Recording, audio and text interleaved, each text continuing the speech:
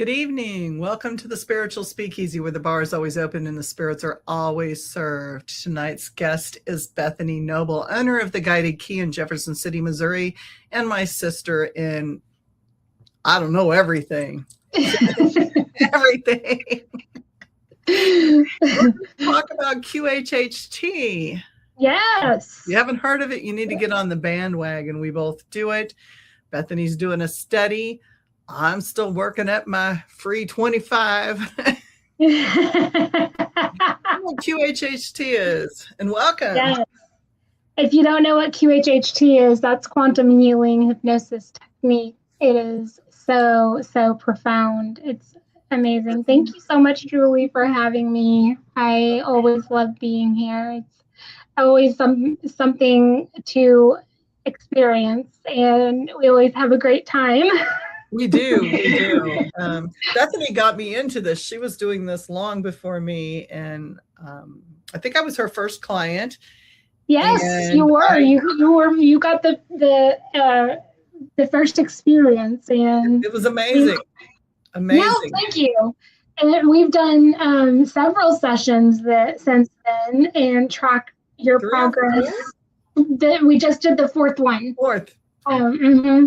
And I won't speak about what you've experienced, other than to say on my side, the experience has been truly profound and life-changing. And I, as a practitioner, experience changes every time that I do a session. I do as well. And profound is not even, I don't think profound even comes close. Like mind-blowing, energetic things happen every time that we just don't expect to happen. Yeah. Or maybe we are conscious of the fact that it could happen, and there's just no expectations, because what happens, and it just walks in and it happens. It does. Said, it's like every single time you and I have had a session, whether it be your session or my session, it has gotten real.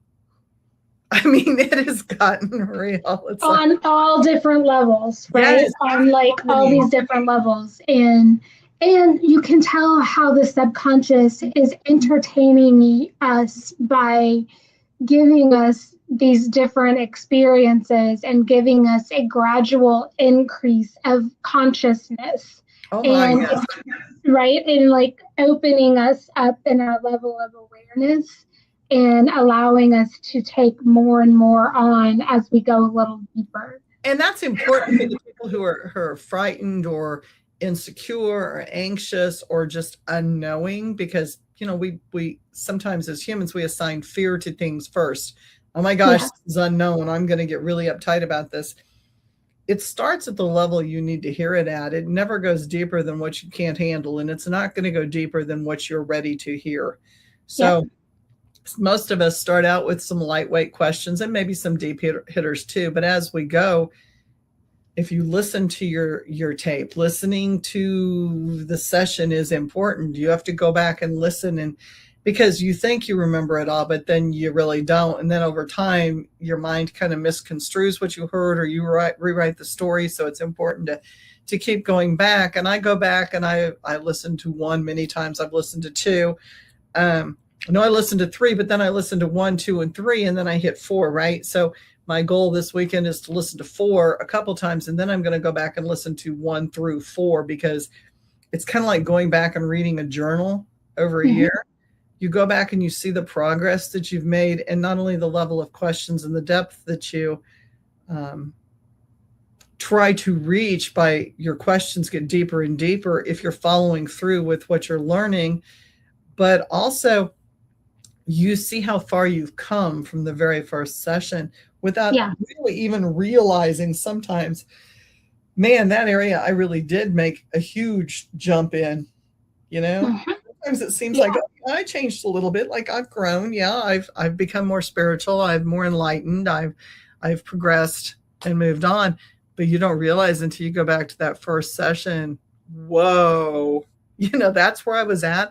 I can't even fathom being concerned about the light and the dark now. Like I can't even, and I talk a lot about this on my podcast, but that's like so far back. Seems Right. a lifetime away. Yeah, it does. It truly does. And because you've been given such deeper clarity, such deeper insight, such deeper meaning to things, you're able to just move past things that hung you up before. Yeah. And it's because you just have a different perspective on things. And with that comes a level of acceptance. And it's not a matter of being hypnotized and someone telling you you're going to believe this now instead, because that's definitely and absolutely not the case. No. It's a matter of you working with yourself, you working with your higher self, and making a decision. Let me jump in and say that it's not like if Bethany's doing my session, it's not Bethany doing all the talking. She's not channeling. No. It is actually me. If it's my session, I'm doing the speaking from myself, but the subconscious is speaking. My higher self is speaking through me. So it's not somebody putting a thought in your head at all. It's actually you doing the speaking. Yeah. Nobody's going to infuse your brain with anything. They're not going to put anything in you. They're not going to sway you to believe that something is there when it's not. It is you doing the talking, and you're in control of the session. Total control of the session. So and that's the amazing thing. It is. It really is. And, I love when people come out of the session and they have, what you said is absolutely true. People will come out and they'll think, oh, I remember what happened. Thanks for your time. I'm going to be able to go about my day, go about my way. And I am so encouraging of everybody to listen to that recording at least one time, and then also more, because at least that one time you get the full message, that first full download of what your subconscious is really trying to deliver you. Yes. The first time you see it, you're taking it in. And for many people, they're really fighting themselves to really accept what's happening. And it's, a battle of the conscious mind and that subconscious mind. Mm-hmm. And there's a control being held onto.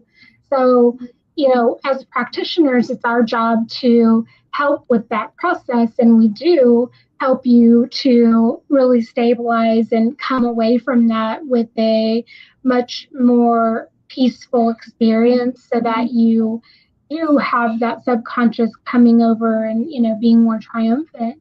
But really, I think people overwhelmingly come out of that. And when that subconscious comes forward, they're able to just say, I accept that this is what has happened. I am moving into this new experience. I am capable of new things. There's just a peace that comes over most people, and it's a self-awareness that comes. It's nothing that is driven by anything except for an internal awareness and an internal seeking that comes from the higher self. And it's nothing that, you or I can do for someone other than to truly facilitate the session. And that's what we do. It's facilitation. That's all it is. We're just asking the questions that you have given us to find the answers.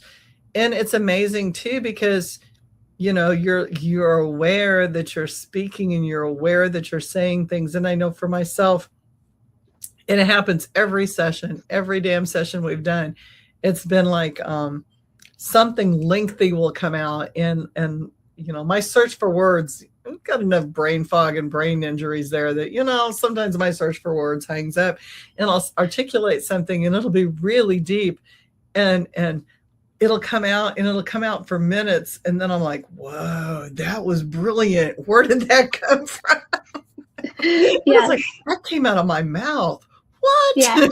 Yes, I know. And I see people do that all the time, right? Or, I have this question that I love to pose about, just an offering or a question, if anybody has anything to offer to the collective, right? The collective energy that we have. And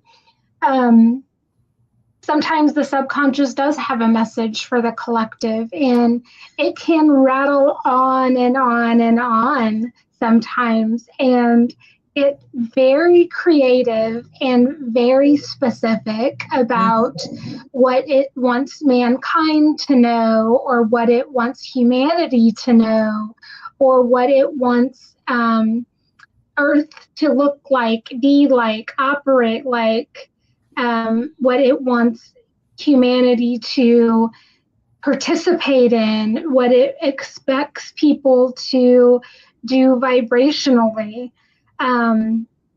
There's just very interesting feedback that comes, and it comes in those waves where it just kind of rattles on and on and on and on and on. And then people will come up and they'll say, where did that come from? It didn't come out of my mouth. Well, it did. You heard it on the tape. It came out of your mouth. You came up with that, not me. And the healing that takes place too. But by the way, I agree. There's no ventriloquism here. That came out of your mouth. That's not my voice. Yeah. Sorry, I cut you off. What were you going to say? No, you're good. I'm just saying the amount of healing too that takes place, the energetic healing the warmth and the overall mind, body, and spirit healing that comes through during a session is amazing. And oftentimes people will adjust themselves. You'll see them kind of cracking and popping and moving and doing things as the session goes. And that's a release. So, it's a way to get rid of unwarranted or things that you've held onto and collected and put in your pocket backpack for, 60 years. It's time to unload that backpack or that pocket and get rid of it. And sometimes even generationally or through past lives, we pull down pain and trauma in our body and store it and hold on to it. Yes, we do. We talk to the subconscious and make, decisions about whether or not it is beneficial to continue to hold on to that. And if it's not, we process it. And it is something that you learn to either continue to dispel and how to do that, or if it's something that you're purposely supposed to be holding on to, we figure out why. Why would something be in the body if it's painful or if it's making you sick? Why would you have that in the body?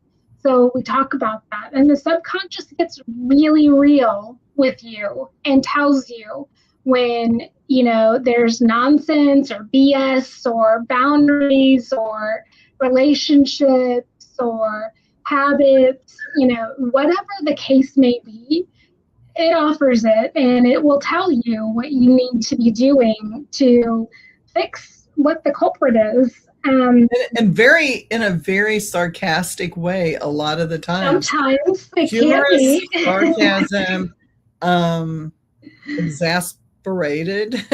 It can be. Well, let me clarify. Yours is usually very sarcastic. I've had a lot of people who have that moment of sarcasm, though, where so and so would like to know why or what they need to hear. We tell them all the time. They just don't want to listen. Well, and we don't as humans. There's so much, and this, it's excuse me. I have the same thing when I read, though, when I'm doing readings for people in my bone readings. How many times have I said, for real, and I'm going to sound like the subconscious here, you are like going, la, la, la, la, la. If I ignore it long enough, it's going to go under the rug. And after a while, it's going to turn into a dust bunny and it's going to go away.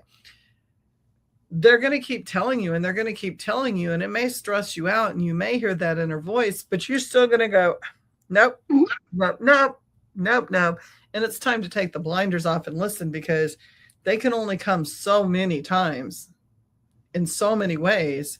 And if you want to listen, they're going to be there. And if you choose not to listen, they're probably still going to be there, but you're going to be tuning them out for a really long time. Yeah. So quit tuning them out and listen and move on so that you don't have that jumble in your head. Yeah. Yeah. And some people are really accepting of that easily and conceptually. And, there's really a level of transparency to that veil. Yes. And then for other people, it's more of a cog, right? And it's a little bit more of a process to get there. And the wheels start click during the first session, and then maybe the next session, and then maybe after a while that veil really starts to lift. And it's not always maybe, a QHHT session that has to happen as follow-up. I've seen other energy sessions really benefit people, Reiki, sound bath.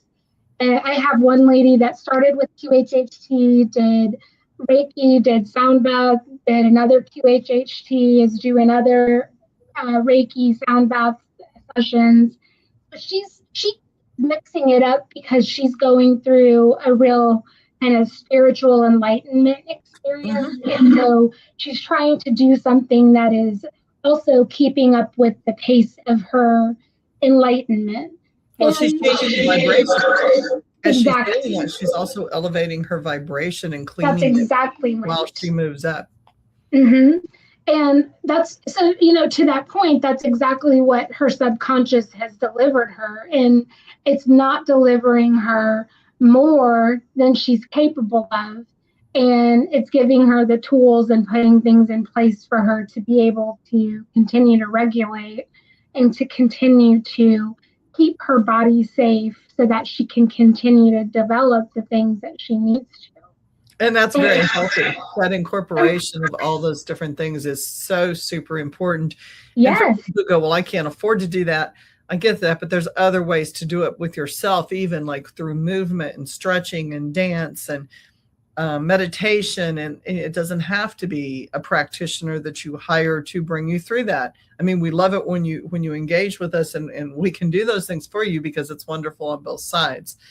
But at the same time, it doesn't have to stop with the QHHT session if money's limiting. Like, you can always do some of this work yourself. Yeah, move on. Absolutely. Absolutely.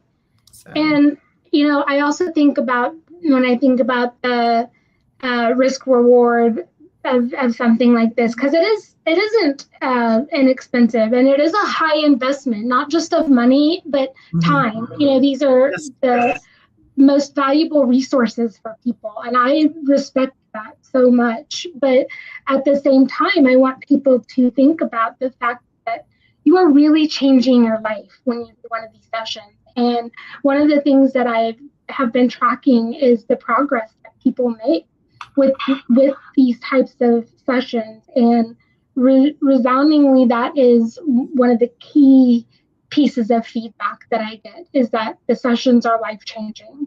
And it's I mean, to say that that's rewarding for me is an understatement. But whenever people say that for them that's rewarding, right?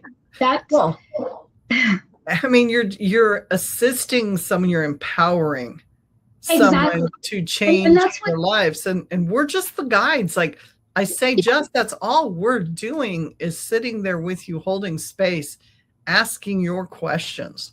And then to be able to, hear and understand there are real experiences with people's health that have changed when they have listened to their subconscious and followed the direction of what they were advised to do. Their anxiety has shifted and their relationships have changed. Things have really changed in people's lives for the better. And the most interesting things have happened for them also when it comes to what one lady said, well, that wasn't really for the better. She said, my relationships didn't really change for the better. I said, well, tell me about that. And she said, well, I had to get rid of some relationships. And I said, yeah, sometimes that happens. Sometimes we have to get rid of some things in our life to make room for new things. And then at the same time, we have to make boundaries in our life to take care of ourselves. And in her particular session, it was very important for her to make boundaries. So this was something that was very progressive for her, so there's just a lot of really interesting shifts that I've observed through some of this work. I think what people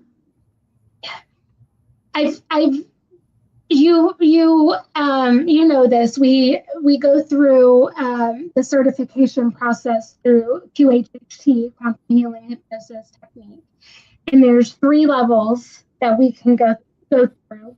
And through the internship process, that's the very first level that we enter into, and through that we have to do 25 sessions to get through the internship.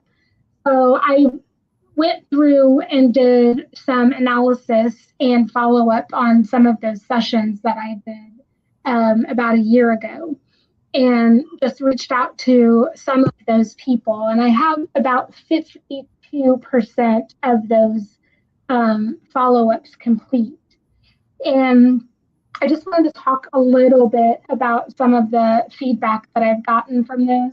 Absolutely. I think this is important because I think, number one, it encourages other people to want to try it. It's real experience that doesn't come from a book.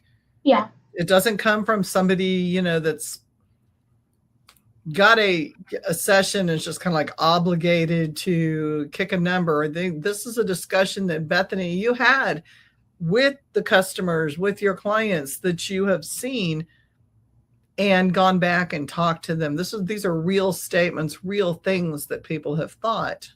Yeah. Which is, speaks volumes about the work. And it takes courage for people to do these sessions, first of all, and vulnerability for people to do these sessions.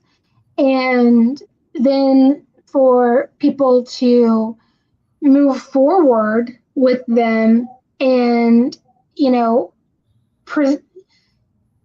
actually listen to themselves is very bold, because sometimes people have a lot of revelations. And, I don't say that to sound intimidating, because it's not, because you don't get more than you can handle. No. It's people are insecure. It's the ability to hear yourself and hear your voice means that you're opening your ears to yourself. And I think sometimes along the way, we get so caught up in everything we have to do everything we choose to do for other people, and we don't focus on ourselves, right? A lot of us are caretakers, we're caregivers. We empower people, but we forget about ourselves. We forget. So when you're sitting there listening to your recording, it's kind of a, holy shit moment. Like, wait a minute, not only did you spend the time in the session willing to listen to the higher conscious, the subconscious, talking and telling you what you need to hear. But then you're going back and taking time and actually listening to yourself, which is giving yourself permission and also giving yourself the care that you need to hear what something is trying to speak to you about. Mm-hmm. That did not come from me. That was just something that I'm just going to say for the record, that was too articulative in mine. That was like, I got some help over here. See, I got some help over here. That was just gonna say accurate. Yeah, always, isn't he? Always. That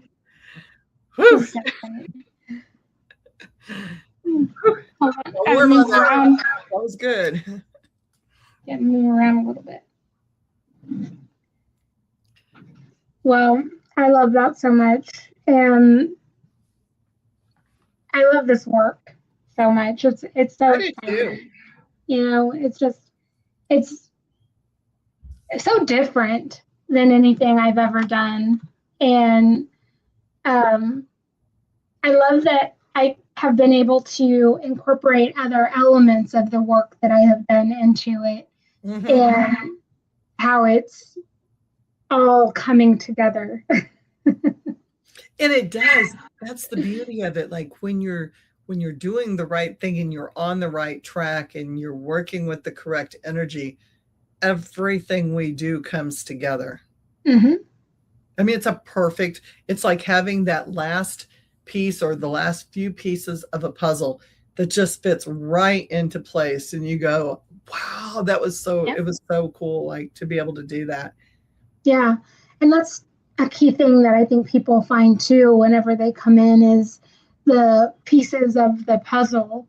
A lot of the missing pieces are floating around up here, and they're grasping at what are those pieces, or how do they fit in the puzzle.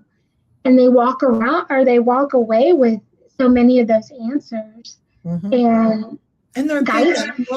9 times out of 10, well, maybe 8 times out of 10 for some people, I feel like you have the answers. The QHHT is just a validation of what you already know inside. Like, we have memories that are locked. We have things from past lives that are locked. We have so many things that, because of the way we're programmed and the environmental cues around us, and I'm going to go so far in my world as to brainwashing and everything else that occurs with media and everything that's out there electronically.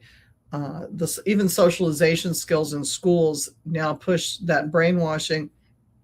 But you still know the answers. Like, the subconscious will always be honest. It's honest. Oh, yeah. It's raw. The subconscious is, and I think the thing that people miss sometimes is that we fail to listen.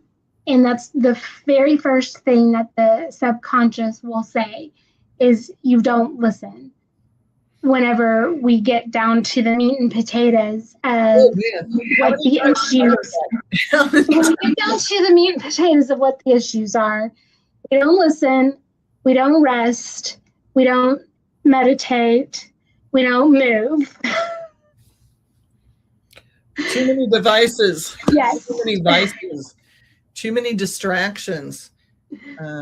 Too much focus on other people and not ourselves. Yeah.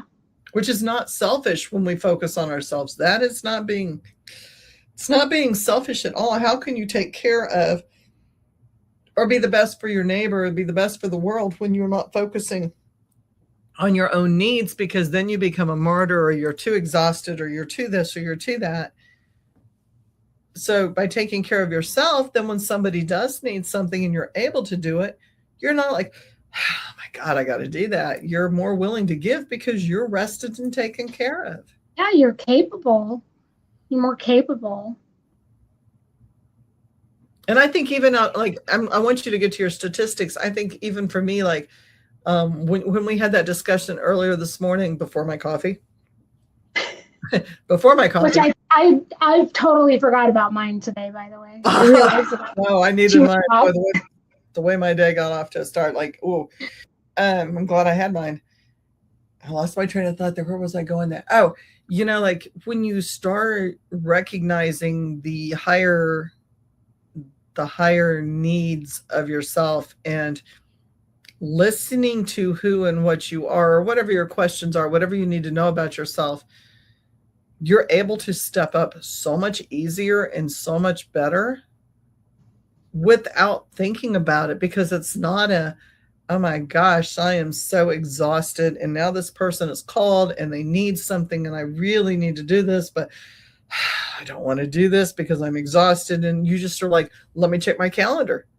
Mm-hmm. Let me put that on my calendar. And it's not now I'm going to have to go do this. It's like yay, like, look, I get to this opportunity to do this. And you view everything so much clearer and non-defensively. Like, you don't have to be that martyr, or you don't have to feel guilt if the answer is no. The answer is no.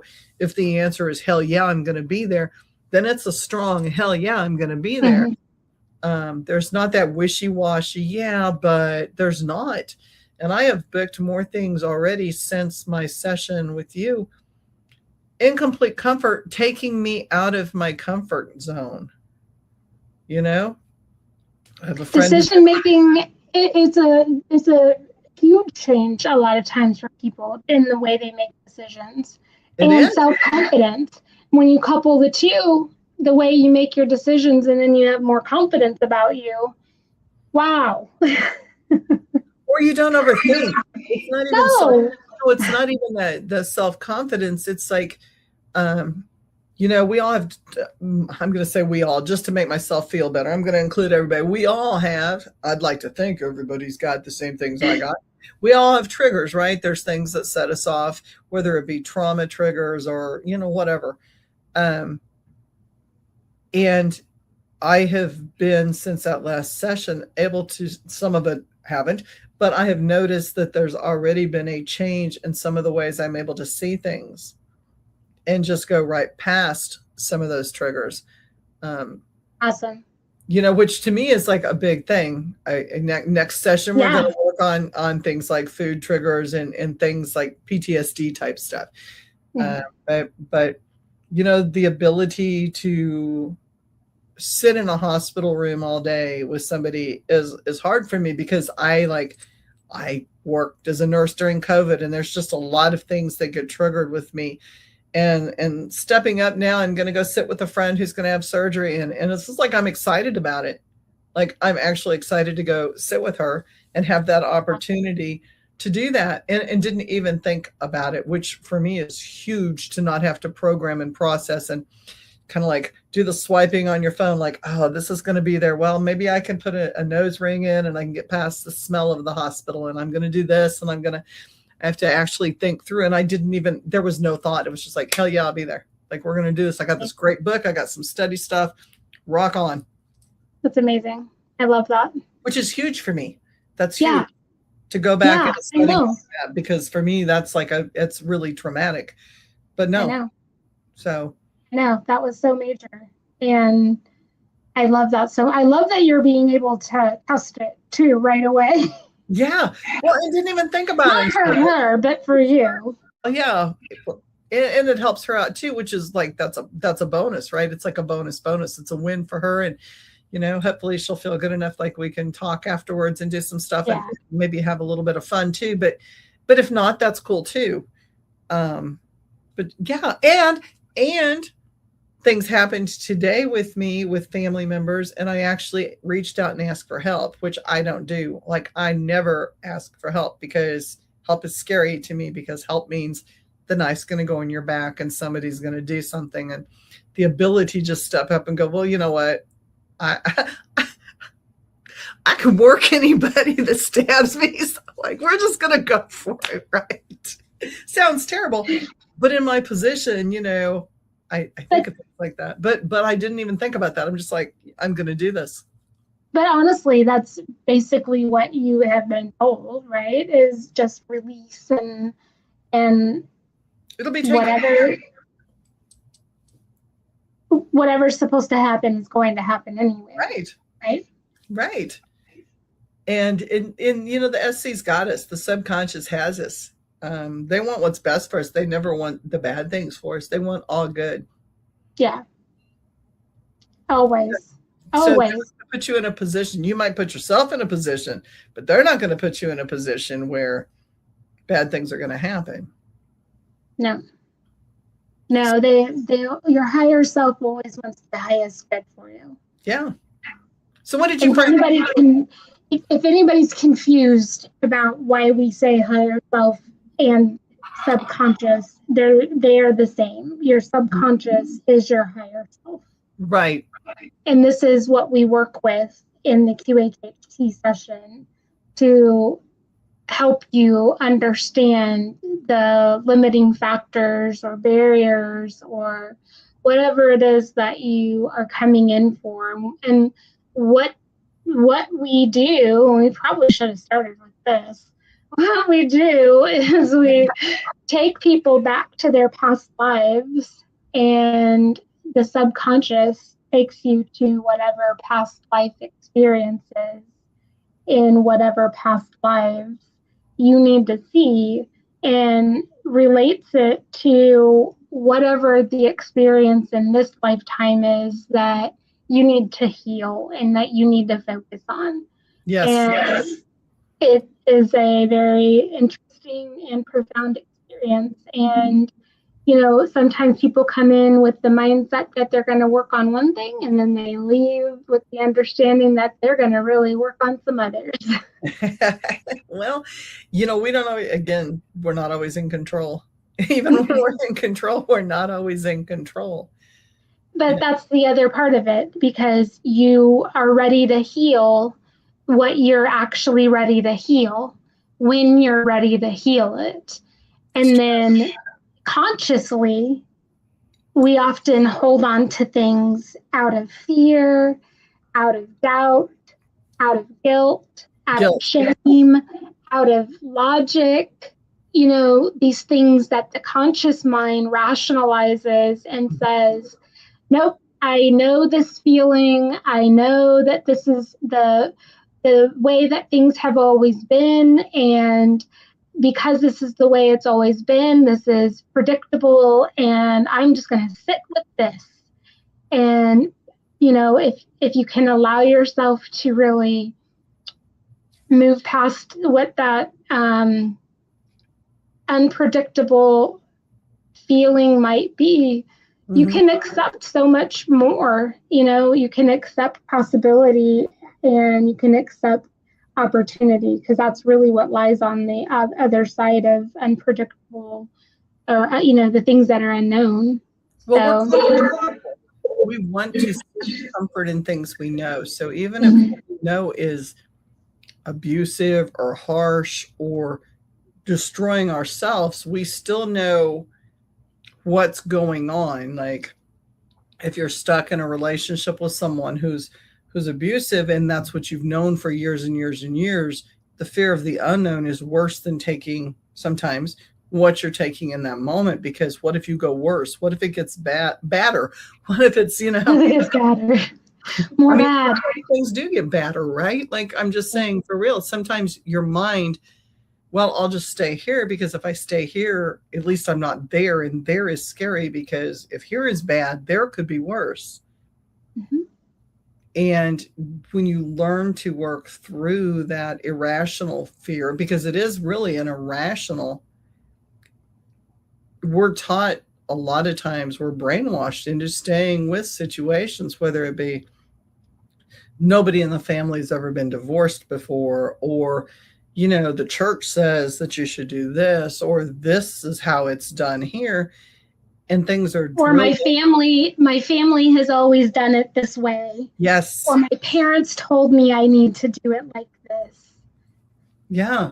Or even I'm going to do this for the kids. Whoa. The kids don't need to be in that. So the higher conscious helps you, or the subconscious helps you see the error in the thinking, not by telling you you're wrong, but by telling you how to work through it. It's not going to go bad. It will literally give you the steps.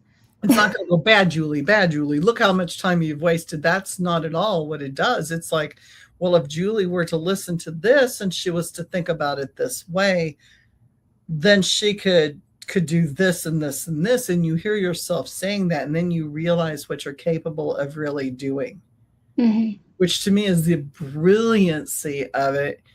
Is it's coming from yourself. You had that in you all along. But I think, we've talked about permissions before on the podcast, where people that have been taught we have to ask permission. Yeah. So if you have to ask permission, ask it from your own self. Don't rely on someone else for your success. Don't rely on someone else for your self-worth, and don't rely on someone else for the way you feel about your value and the self-love you have for yourself. That's where all of that stuff comes from. Exactly. So tell us what you found.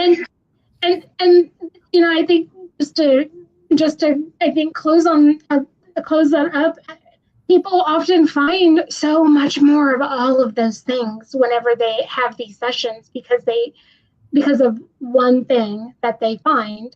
They'll find peace, and then they'll find all of this other stuff, or they'll find acceptance, and then they'll find all of this other stuff. So did you notice, like, I had my session a couple days ago with Bethany, and like I blew up your phone the other night with TikToks, and it was all Dolores Cannon, right? Well, there was a few other things that were there too, but Dolores Cannon, and it was like the whole thing. And my phone was, so people who believe in the whole microphone theory, my phone was turned off during my session that I had with Bethany. And I turned it off with yours too, because it buzzes and it irritates people. Yeah. But everything came out on heaven and hell. There is no this, there is no that. And I'm like, they picked everything up, didn't it? Wait a minute. This is my phone that was not in the room and was turned off. And it was a whole discussion of things that we've had a discussion with in my QHHT sessions, like trying to battle the whole thinking thing, doing what it is that I do. How the hell did it know that I needed to hear all of that in that time?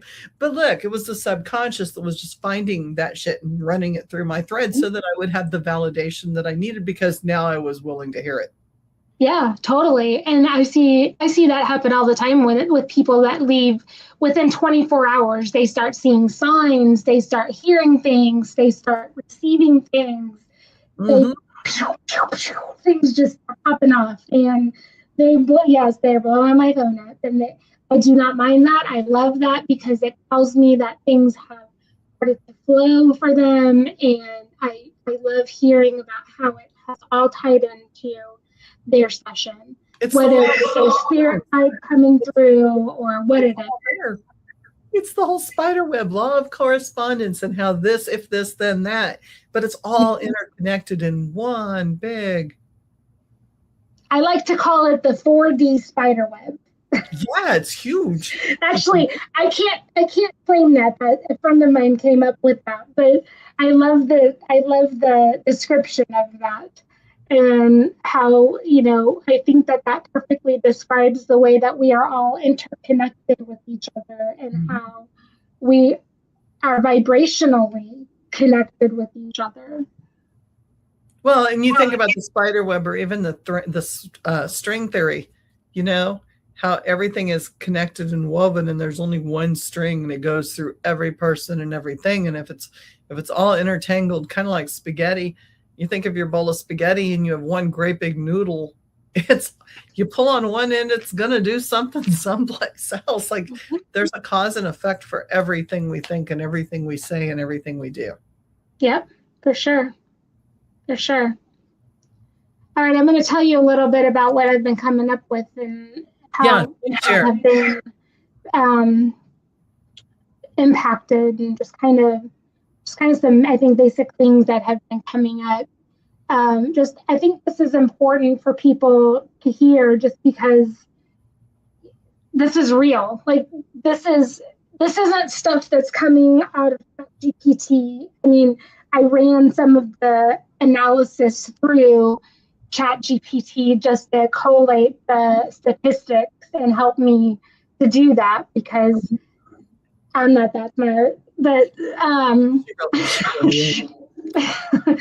but I wanted to just pull together some real analysis and some real analytics and some real data around some of the people that I have been seeing, what they've been experiencing, and just try to help people to know that the stuff is real and that it is impacting people.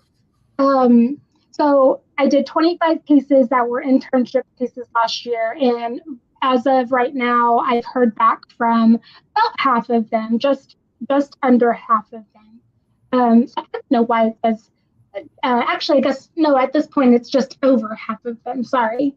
And so, of those respondents, 100% of them say that they would recommend a QHHT experience to someone else.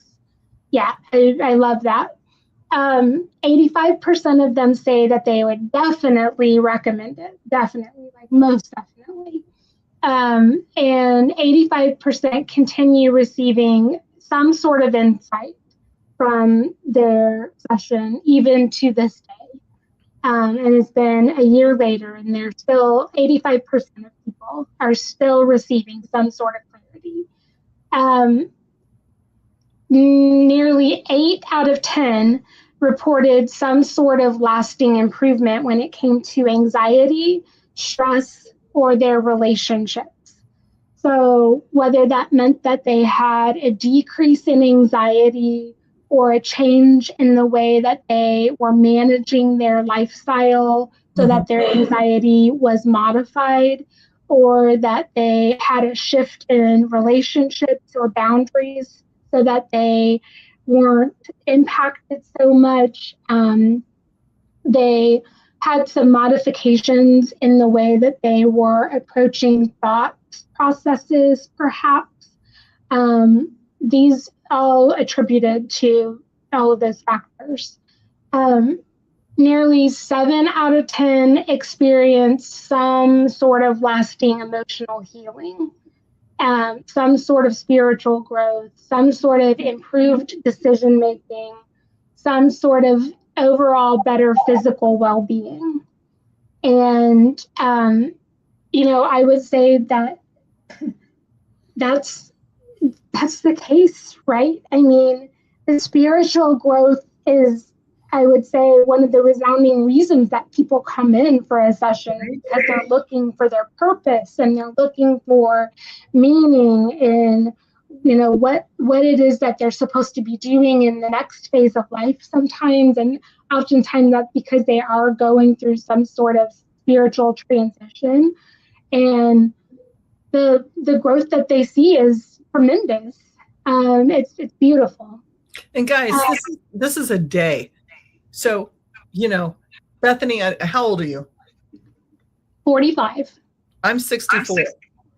One day of your life, a day of your life has that much profound change as a possibility. Think about that. To listen to something that comes from your inner self, your higher self, is a message to you to be able to make that profound of a change in your life for one day out of 45 and 64 years. Yeah. And I never balance that. There's not even, you can't. Like, this is a statistic that I decided not to measure, but I did take it into account for a lot of people. The different modalities that they're doing, in addition to this one session that people did. I did have other people that chose to come back after my internship sessions and repeat more, just like Julie chose to do more. But the thing that I find interesting is that people who do more modalities than just QHHT sessions are very successful with the goals that they have. I find also very interesting that very many people that come in for a QHHT session who have been doing the same modality for a very long time have usually some very aggressive changes that they maybe have not seen progressive changes around in the work that they have been previously doing. So, I just always tell people you are more effective when you are doing more than one modality and you're trying to tackle something that is an issue in your life.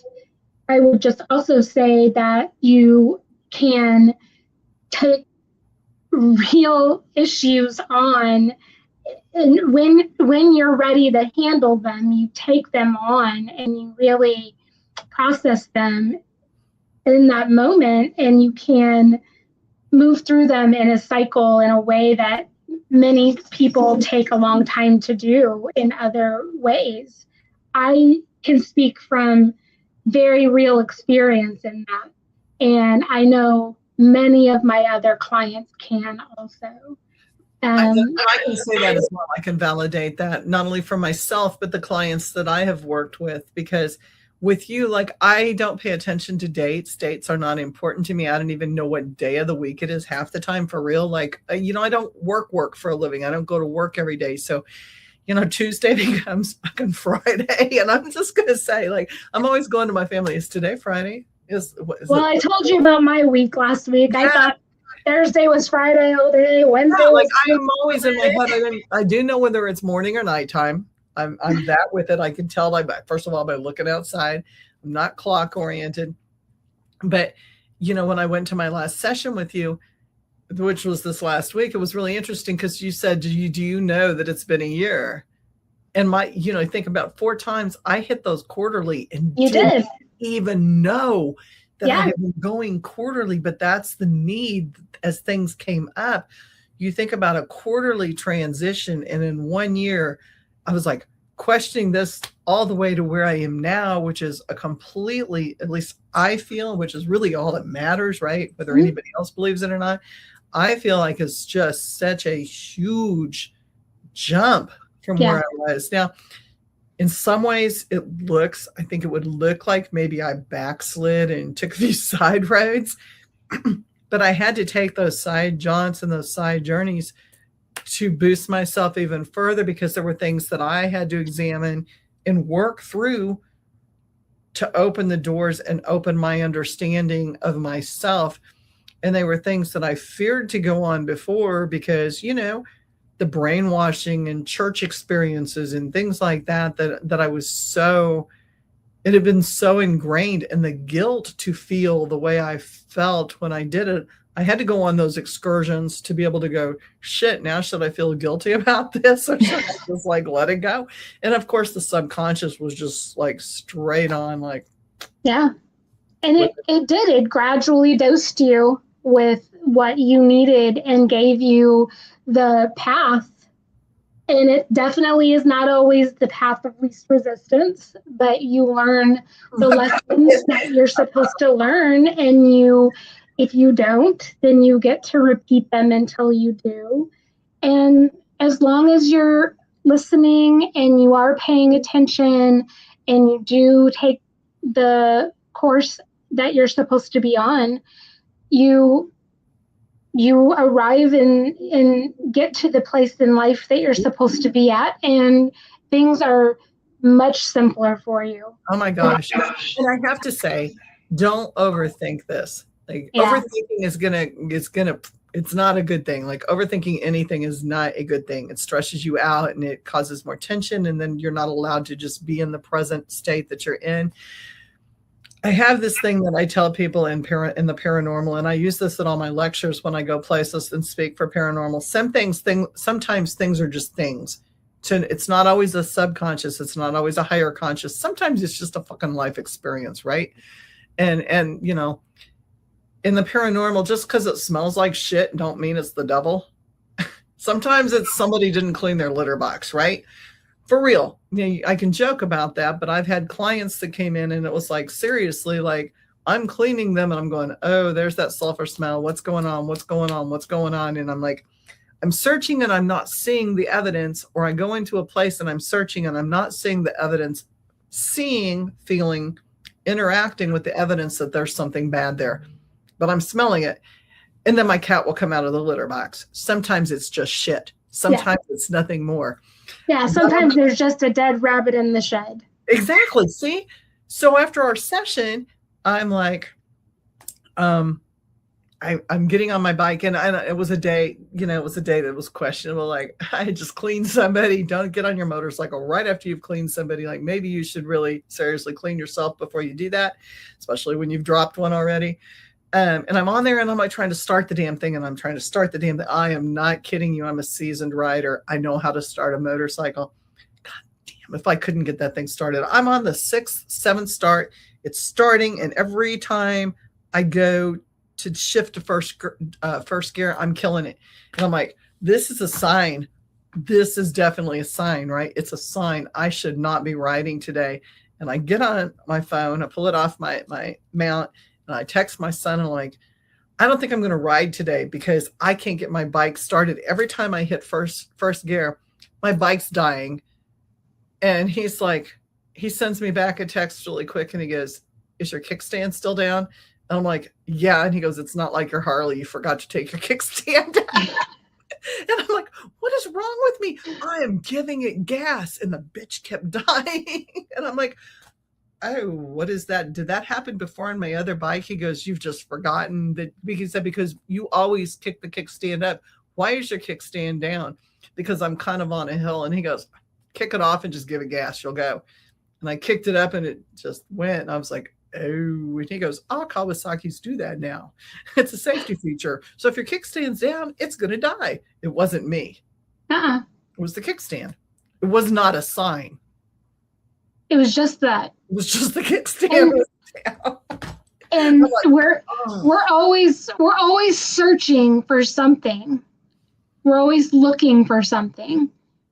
Yeah. So don't be so caught up in, I've got to have that sign. It's got to be here. So what do you think the balance is between listening and seeing, and then not getting caught up, right? Because you don't want to be fooled, and you don't want to miss out, right? There's such a fine line there. I think we're here on this planet because we chose to be here. I think the experiences we have on this planet are because most of the time, I'm going to say most of the time, we chose them, or we chose a path that took us into something that has happened to us.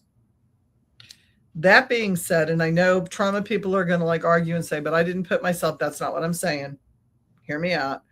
I think that we have something we chose to experience. And I think if we're here to experience life, we need to experience life and quit looking at things as always good and bad. Because good and bad is not always relative. Right and wrong, I hate to say it, right and wrong is not always relative. There are balances that have to occur. And because something's right for one person does not mean it has to be right for the next, or good for one person. It does not mean it's going to be good for the next. Yeah. I think we get so hung up on, gosh, if I take that side road to the left, or I take that side street to the right, it's going to deter me for 15 minutes to a year, depending on how long the side road is. And that could be a bad thing, but it could also be a really big learning experience that's going to elevate you to something else. So I think fear keeps us from doing what we want to do. Mm-hmm. And I think guilt from the past and from traumas and from brainwashing keeps us from doing the things we want to do. And I think if you're not meant to do it, you're going to hear loud and clear in your head, don't fucking do it. Nuh-uh. Not this time. Don't do it. And if you're not hearing that, and you're open, then it's probably something from the past that's keeping you from doing something that maybe you need to go ahead and do. Yeah. Yep. That's how that's the only way from my experience I can interpret that. And I think the other thing too that I tap into is my body, right? Like, where is it hitting in my body? Mm-hmm. Where am I receiving it in my body? And depending on where it goes, then I know, is this real? Is this something I'm inventing? Is this something that is just a thing? That is a thing. Do you have that book? I can't stand up. Do you have that book? Oh, yeah. Right now. Mm-hmm. That book that we use. This isn't. Oh no, not the Shakti book. The book, the ailments book. Oh yeah. Hold on.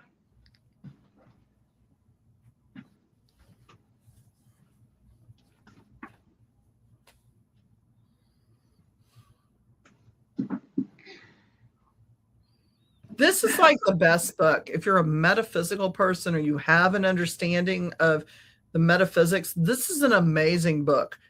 And I say metaphysical, it's great if you're not metaphysical, but you're probably going to question 3/4 of stuff in it and go, how is that connected? If you've got any metaphysical background at all, you're going to have an understanding of the connection of mind, body, and spirit. Yeah, if you get that book, you should be seeing one of us, because it can be a little bit of a mind fuck. It is, because you're going, oh God, my knees and my feet are hurt. It was like I'm walking in the wrong direction. How many knee injuries have I had now? For real? How many? Like, I had a total knee and was down for 5 months. Yeah. I tore the shit up in my other knee when I wrecked my bike. Seriously? But now, like, the pain of my knee is completely gone. Eerily accurate. It's so eerily accurate. Yeah. I love it. I love it so much, because it just helps people to just, have some conscious awareness of That's all you have to do. You don't have to believe everything. I would never tell anybody believe anything that anybody tells you. Take in part of it. The truth is someplace in between. For anybody, it's in between, right? You question everything. Everything. It's okay. I do. And if you don't question, or if you question and somebody goes, you shouldn't be asking those questions, leave. Yep. Because either of us, you can ask any questions to, and if we don't know, we're going to go, that was a good one, man. I have no clue, but let's go. If I don't know, I'm very much the first one to, let's find out, or I'll write it down and I'll get back to you. Yeah. I don't pretend to know the answers to it. Or refer. Neither one of us are afraid to refer people to people who do something different than what we do. Yeah, and if you're a practitioner in the area and you're, specifically into something that's unique, and especially women-owned businesses, I am a very big proponent of working with women-owned businesses that are local businesses. Yeah. But small businesses in general, I partner with, and so if you're a practitioner and you're resonating with this type of work, feel free to reach out to me. And I love to have a list of local practitioners that I can get to know and understand what their services are like. I feel the same way. Yeah. I'm one of the people in Jefferson City that do really dark work. Like, I will pull dark entities. I do house cleansings. I do, excuse me, that was really bad timing. You never know on a podcast. I will work to, like, I have no problem pulling out darker entities. That's what I do. So I have practitioners that refer their clients to me for things like that. Yeah. So, I do, in my Reiki work, I do a lot more with people that have gone through a lot of trauma, a lot of a lot of trauma. I'm a trauma-informed mentor, so I just naturally get a lot of people with trauma background, whether that's marriage, domestic violence, PTSD, CPTSD, this kind of that kind of range, FA, what that kind of range of things. And people come in looking for oftentimes a avenue for something that they haven't really been able to, and I think you see this too in your work, or something that they haven't been able to find a source that they could feel confident in, that they have gone to oftentimes other reputable sources, Yes. or sources that have been socially reputable. And when they get to us, they're exhausted And more or worn out. And more trauma. Yes. Mm-hmm. And that's okay. That's okay. We just start where we're at and dive in and get to work. So, and then, I love working with people with sound frequencies. I do sound bath healings, and that's another way that we incorporate healing at the guided key also. And it's a huge factor for people in their healing. I do group sessions once a month at a couple of different places here in town, and people will come just for those. That's a 1 hour out of your schedule a month to just check out, and all you do is lay down and you don't do anything else. Just like a Reiki session, you just lay down, and it's easy. It's so easy. And the sound waves do the rest, and people get up and they're just like, what just happened? I just am totally lighter. It's just a completely different experience. And so if you can try to give yourself some space, maybe to do something like an energy healing, once a month or every couple of months, that's so good for the body.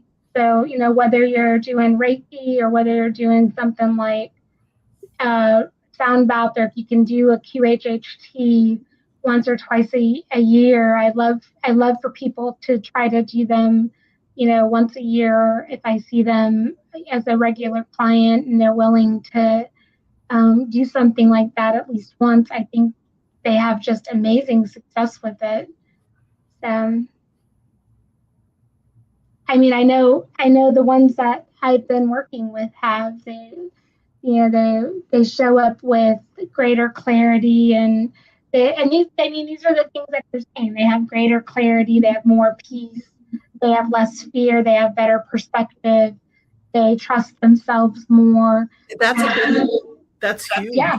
Trusting yourself is huge. Yeah. Knowing that you're okay.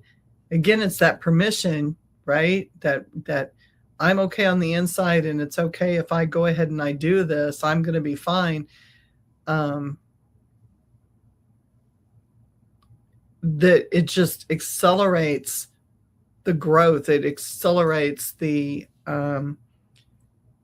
leveling up, everything around you. It just makes it so much easier to open the doors that need to be open and close the doors that need to be closed, and know that you're capable of making a good decision in that time. Yep.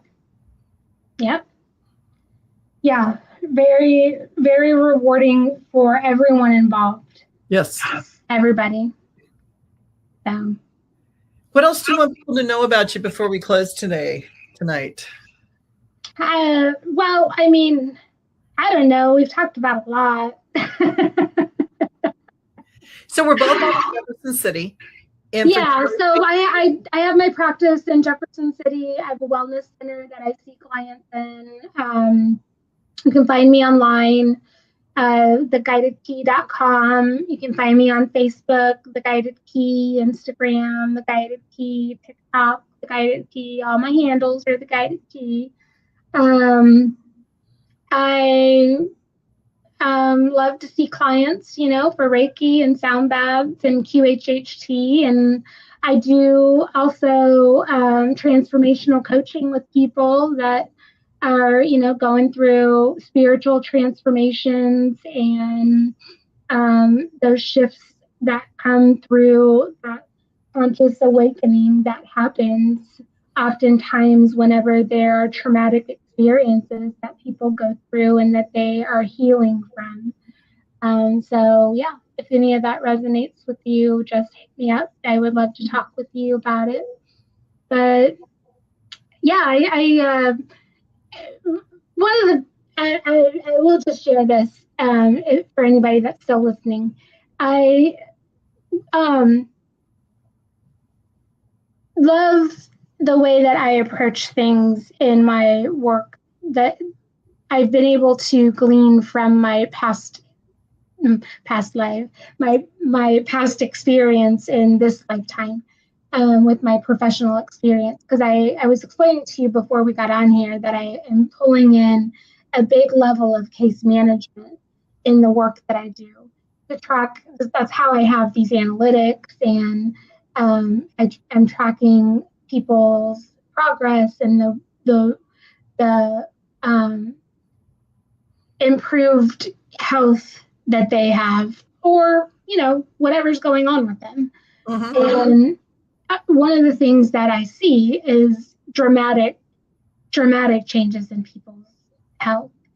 And I won't go into specifics right now, but I do have a client whose care is so rapidly changing that I don't know what to do with her case, with the information. It's so interesting and so impressive for her to have the changes in her physical state that she is having. I'm talking markers that are changing, that are radical. And we see this stuff happen in these sessions. We do. We see this stuff happen. And Dolores Cannon has talked about this stuff happening. And other of her practitioners that have trained have talked about this stuff happening. But I have to tell you, to be experiencing it myself is just mind-blowing. It is. When you come across those things and you think that's not possible, but mind controls matter.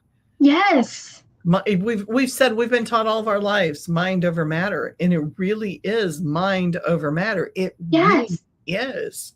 Yes, and that's key for everybody to understand.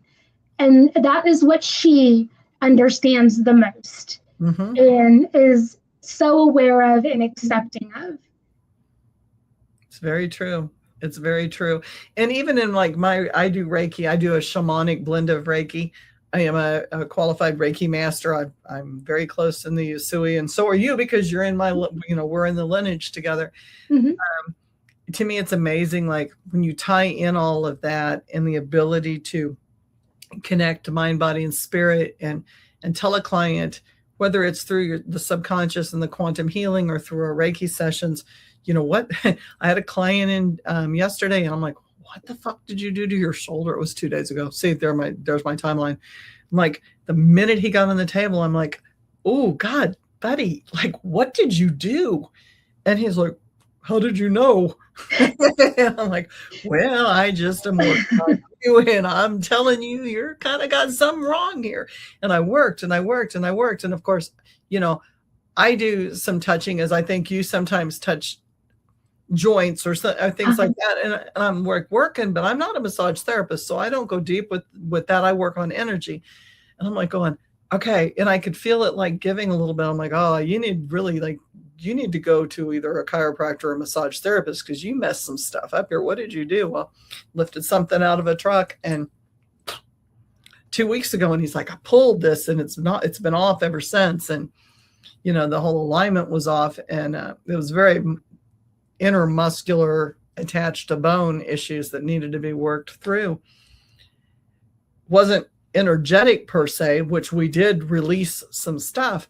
But you can sense all of that. You can sense all of that stuff. And you do that too with people. And to me, it's just so amazing that you're sitting there and the subconscious brings these things out.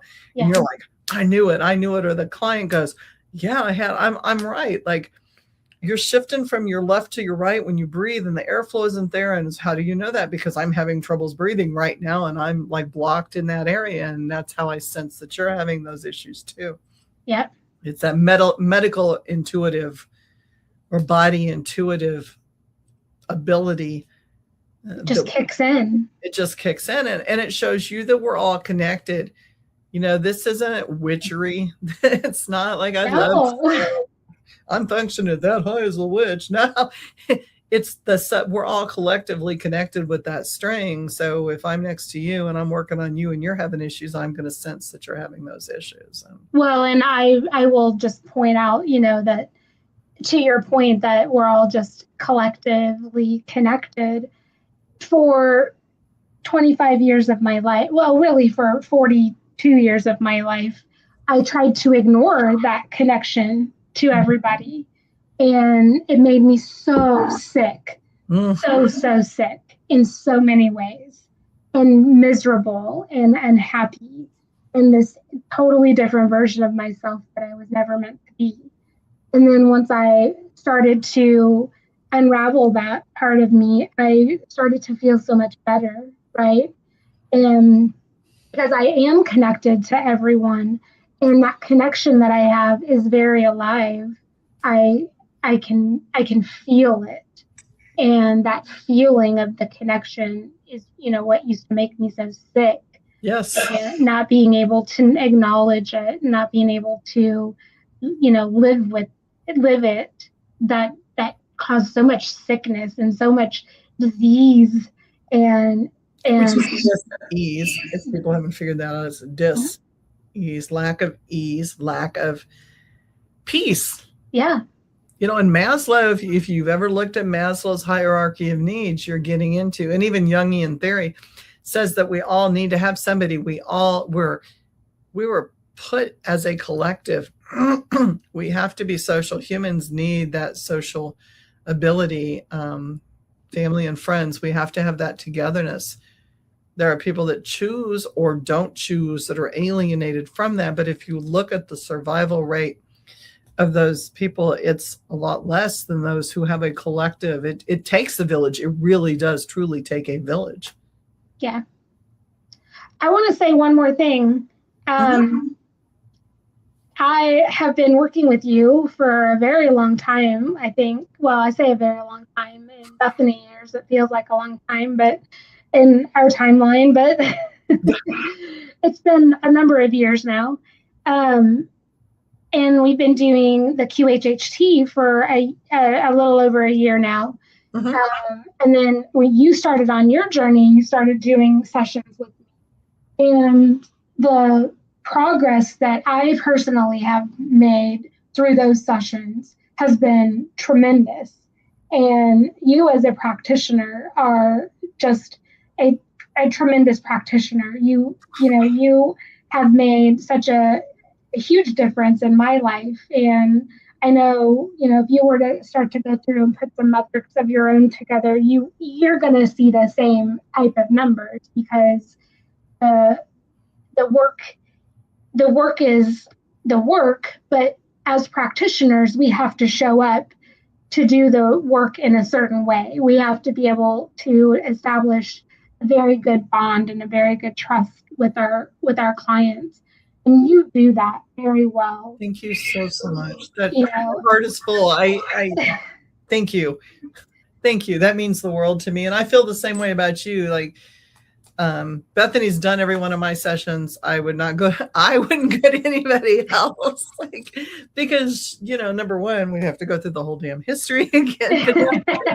But no, I think once you establish that bond with somebody, it's really, really important to have that level of trust, because there is vulnerability about it. And not being afraid of what the fuck's going to come out of your mouth next. Yeah. Because Yeah. I mean, you've said some things, and you know, you can't wear your heart on your sleeve and be a practitioner in this, because the subconscious is going to serve the practitioner as well as the client every single time. You know, like, no. No. Okay, then. But I said something really funny one time about being a Reiki master. That was for both of us, about something about how you can't be much of a Reiki master if you're judgmental or something like that. Do you remember that? Yeah. I was just being a real smart aleck that day. Oh my gosh. Well, and one day I was sitting here, and I'm actually, my podcast room is also my QHHT room. And it was really funny because I had somebody on the bed and we're doing the QHHT session, and they had asked some very particular questions about the work that they do. And they were indeed practicing craft and doing some things. And the person literally rolls over and their eyes open. They look at me and they go, and you need to hear this as well. You cannot be doing this anymore because it's not helping society. And I'm like,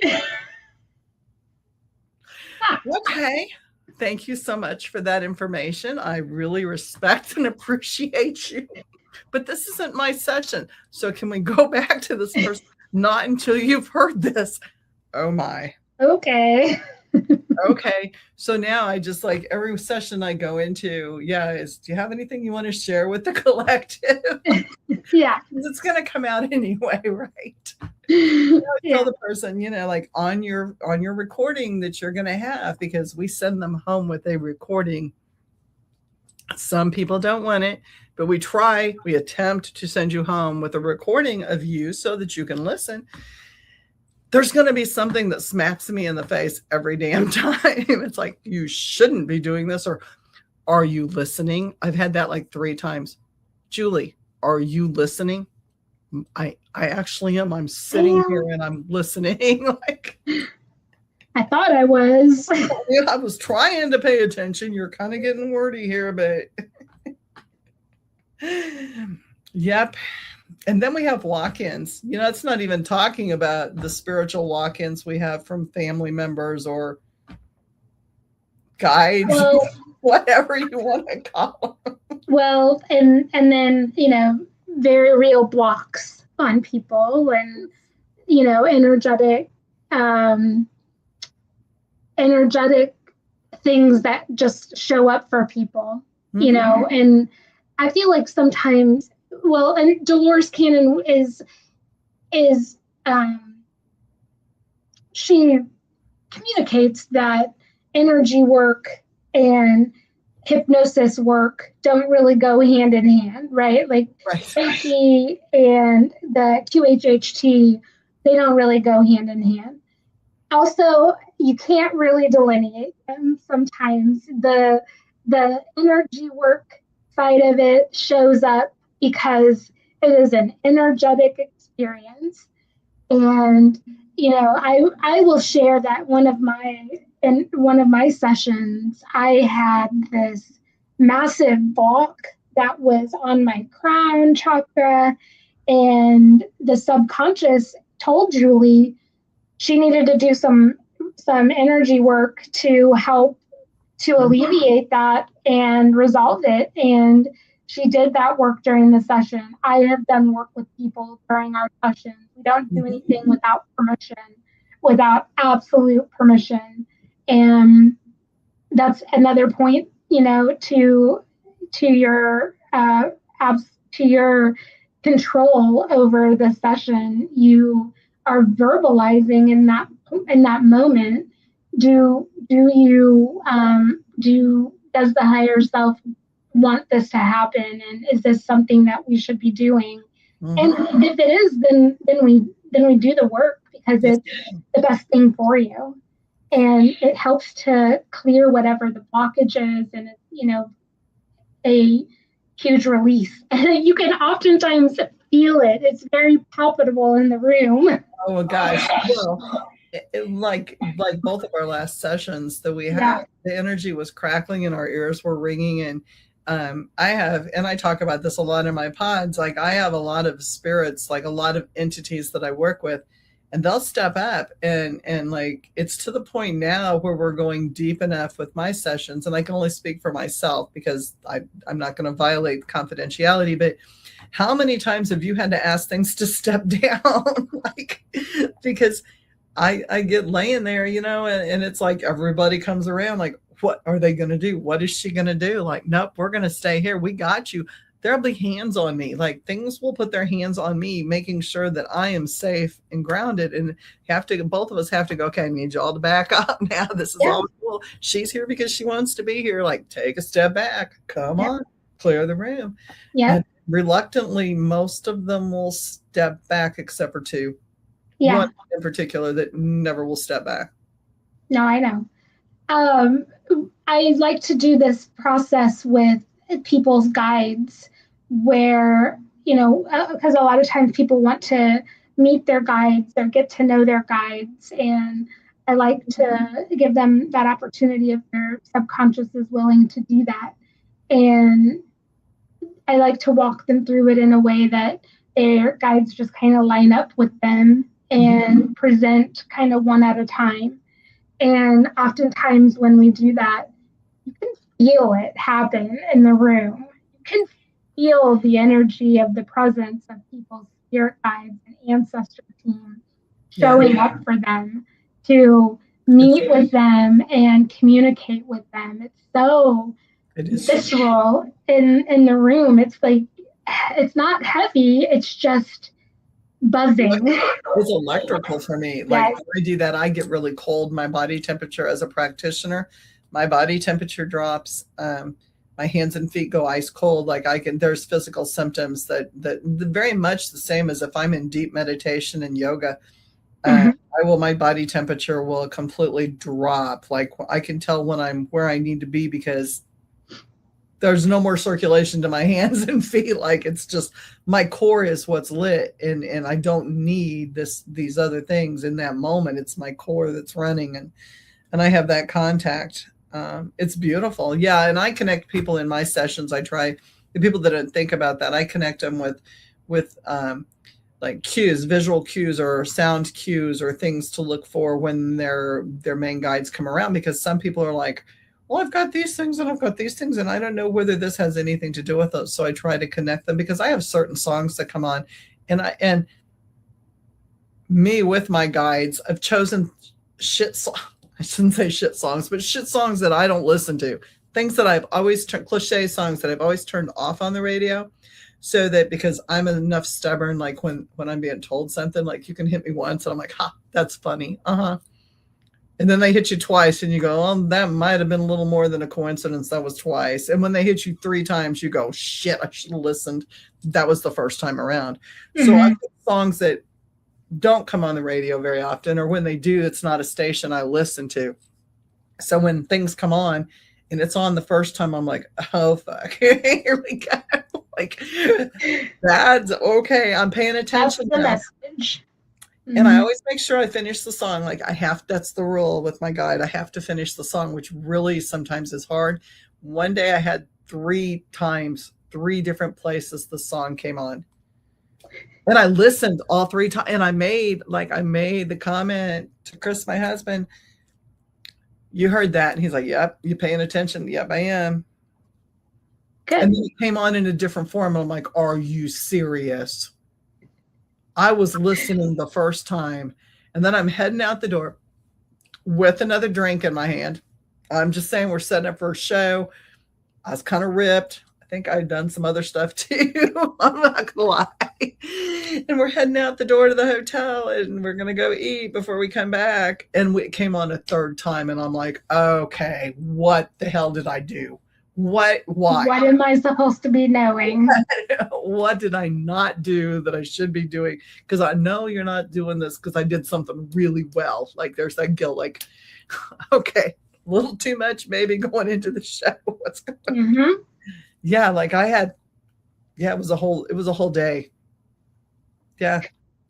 So when I connect people with those things, it just makes you realize a little bit more that focus. And that they're there. They're able to tie things together. And like they do. that If you communication. Yeah. If you let them, they do. Yeah. This one's really good about it. You gotta listen. Yeah. Yeah. Anything you want to add before we close? This has been great. I so appreciate I know. I love meeting you here all the time whenever we do these things. I think it's interesting, and I get really good feedback. This will be running, guys. 9:00 tonight is when my podcast is changing to. So switch your dials. It's no longer Sunday. It's 7 or 7:30.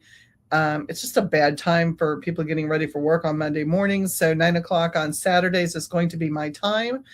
It'll be permanently. I'm going to say permanently for now because things change, and permanently for now in this world, in this dimension, right here, right now, it's going to be 9:00 on Saturdays.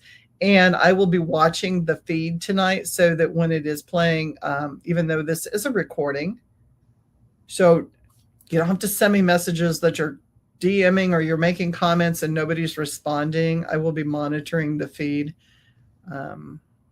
just so that I can have some awareness of what's going on. You're free to DM Bethany.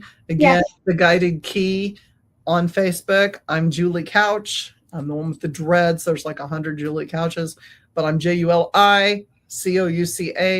That's how I monitor, but I will be on YouTube monitoring tonight because it stacks all of the variables for me.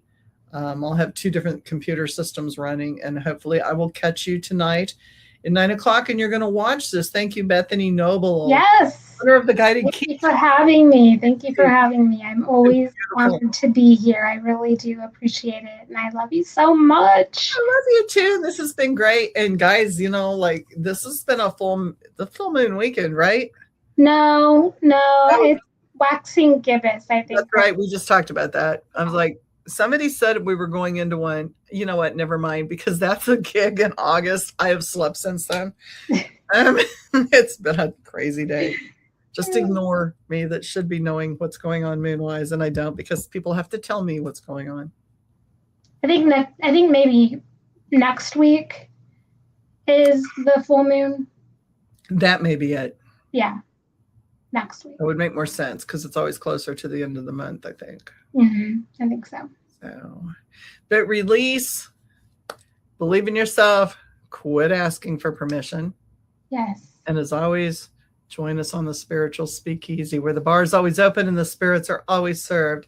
Thank you guys so much for being on with us tonight. Thank you, Bethany. Thank you, all of our followers and viewers. We appreciate your support. Hit the like and share. Be sure to let us know that you're listening, and we will see you again next Saturday night at 9 p.m. Thank you, guys. Peace out. Maybe not.